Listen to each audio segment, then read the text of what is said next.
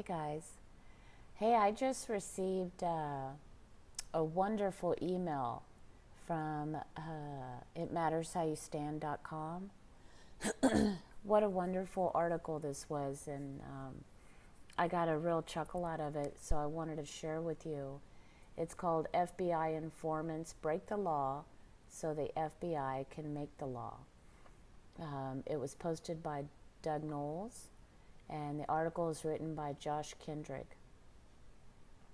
It was written 2 days ago and posted to itmattershowyousstand.com. It says a terrorist, a drug trafficker, and an armed robber and a federal agent walk into a bar. The bartender takes one look at this crew and runs out the back door. So should you.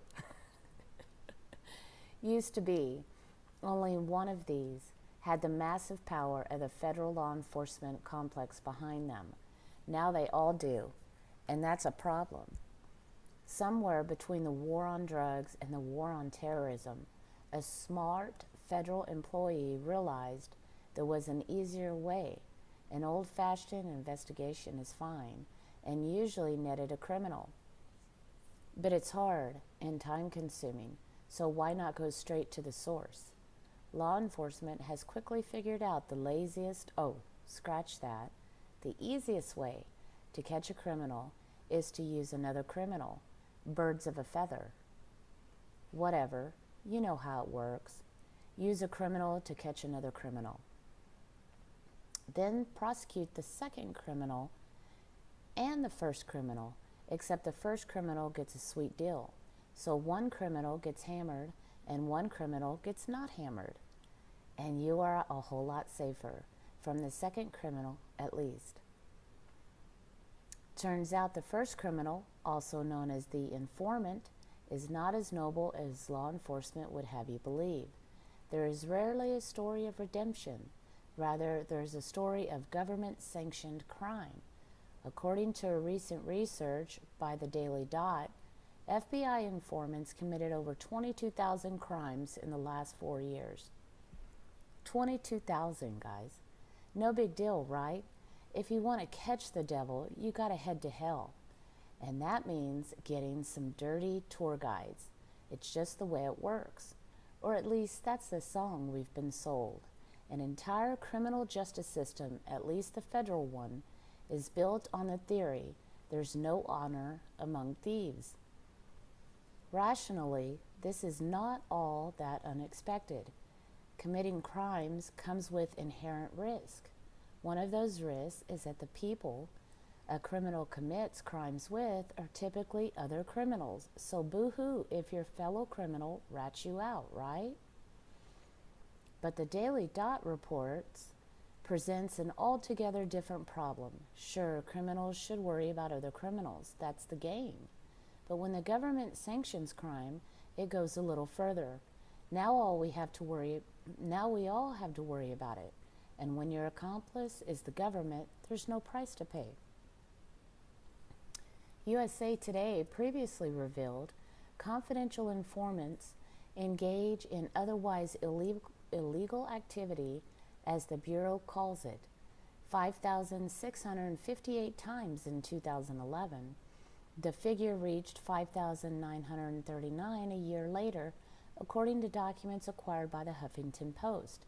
In total, records obtained by reporters confirmed the FBI authorized at least 22,823 crimes between 2011 and 2014. Totals from 2015 were unavailable when the Daily Dot initiated its records request.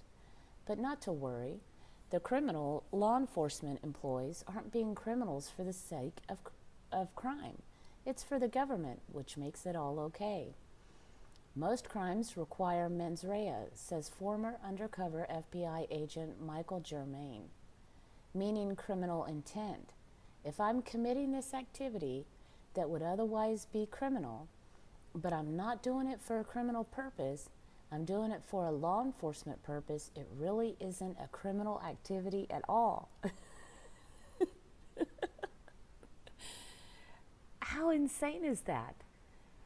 So if I went in and robbed a bank and said, hey, I'm only robbing this bank so that the police have a reason to get up in the morning and do their job, it's okay. It's okay. Oh, wait a minute. I gotta first get the government's approval before I do it, and then it's okay. Crime is only a crime when it's a crime. When it's being committed with the government's permission, it magically becomes an investigative tool. Again, stop worrying when the FBI is an accomplice to the crime.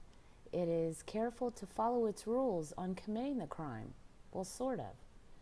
The FBI's boilerplate response, whenever asked about its vast informant network, is that the agency strictly abides by policy established in the Attorney General's guidelines regarding the use of confidential informants.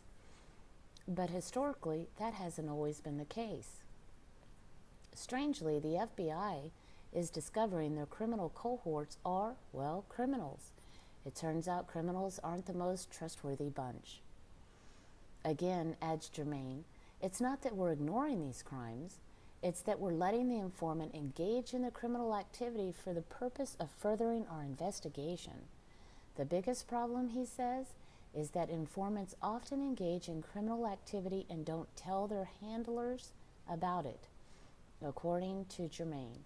It's also not unusual for handling agents to withhold knowledge of unauthorized criminal activity from their superiors. The informants commit a crime and hide it from the agents, and sometimes the agents hide the crimes from their bosses. Toss that into the federal courtroom, and it's known as a conspiracy. Woe to the unsuspected rube who finds himself on the wrong end of a willful blindness jury instruction. Does any of this really matter? A criminal got caught, a crime got stopped, but another criminal or crime went free to make that happen, or created the crime that got the criminal caught. There's no net gain to society when we are all just trading off one for the other, so yes, it matters. It's a big waste of time. The end goal of our criminal laws should be to make the country a bit safer. No one really cares about a specific crime on a specific date unless they were directly affected by it. What matters is the general crime that's occurring, and creating more to catch more does nothing for us. The funny thing about the police is that they never believe anything criminals say unless they are telling on other criminals. Most cops would probably be pretty adamant that criminals are not to be trusted. They will lie, cheat, and steal to get out of trouble. Yet the second they decide to cooperate, they become entirely trustworthy. So trustworthy, apparently, that FBI agents are willing to cover up their crimes for the greater good of an investigation. When the government gets into the crime business, we should seriously question its motives. Fighting crime is fine, but when you make more of it, under the guise of fighting it, are you really serving society's interest? I stole this line verbatim from a book, Bull City Blues, by a lawyer in North Carolina. It's a pretty good book. So, what an awesome article. And I wanted to share that with you guys. It's posted on